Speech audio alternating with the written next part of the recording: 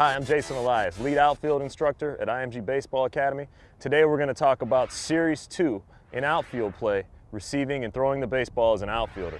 With me today, I have Andrew Mulatto and Marty Granke, both postgraduate students here at IMG Baseball Academy, and they're going to go through the skills and drills today to show you the proper way to receive and throw the baseball. In video 1 of our second series on outfield play, we're going to talk about receiving the baseball.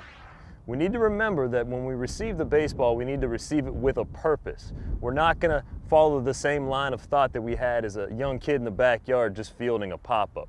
Now we need to start to generate momentum and create emphasis on what we're trying to do to make sure that we can get assists when necessary or make put-out plays when that becomes paramount.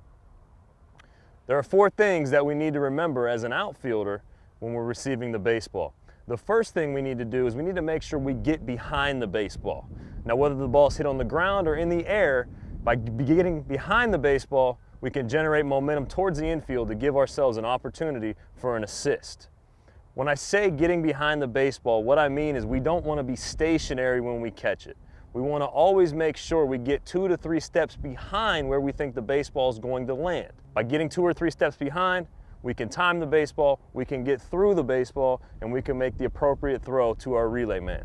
The second thing that we need to remember as an outfielder is that we need to get our hips situated towards where we're going to throw the baseball.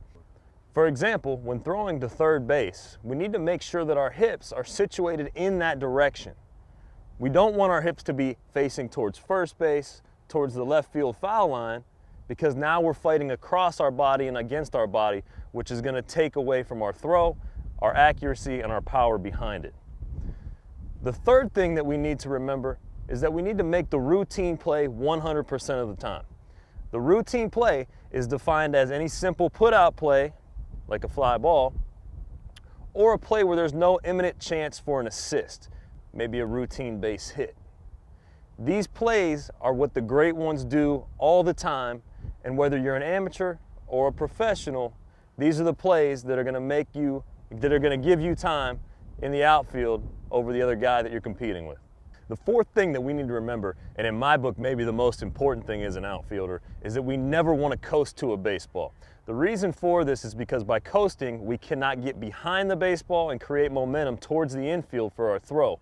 The other thing is it looks unathletic and it looks like we're being a slight bit lazy. This is something that we don't ever want to pervade to potential college scouts or professional scouts that may be watching us play.